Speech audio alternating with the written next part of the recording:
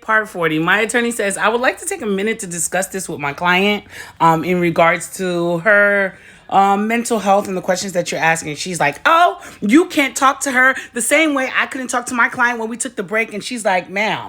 His attorney's like, you can't advise your attorney during the line of questioning, just like I wasn't allowed to advise my attorney. My attorney's like, Miss, whatever her name is, I am not advising my client.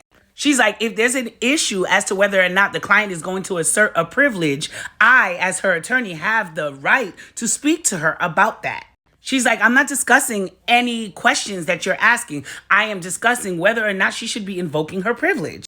She's like, no, that's only if we're talking to the psychotherapist. My attorney's had enough. She's like, look, if you want to go to the courts to discuss this, then that's fine. But me and my client are going to take a break to discuss this. She said, okay, allow me to ask one more question before you guys go on break. Okay. What type of marijuana form are you privileged to use? I told her every form. Then she says, what diagnosis do you have? Anxiety. What date? What you said one question. She still proceeds to ask what date that I got diagnosed and when was I prescribed the prescriptions. Then she asked me, what's the name of the doctor?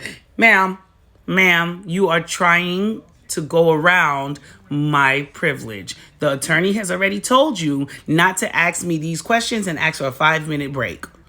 I tell her I'm not answering that question. I don't know if I want to share that information. I would like to speak to my attorney as she requested. She asked me, what's my doctor's name? I told her, I don't know the doctor's name exactly. I would have to look at the form. She said, do you remember the first and the last name? But didn't I just tell you I don't fucking remember the doctor's name? So she asked me about the condition of my mental health before the marriage. My attorney tells me not to answer that, as my mental health, again, is not an issue in this case. She then proceeds to tell the court reporter to certify the question again, even though the court reporter has already told her that they don't certify questions. So the court reporter just tells her, I'm going to go ahead and mark the question for you. My attorney tells her, I was just giving you a little latitude because she has a marijuana card, but her mental health has nothing to do with the case, so we're not answering any questions further as it relates to this. Madam Court Reporter?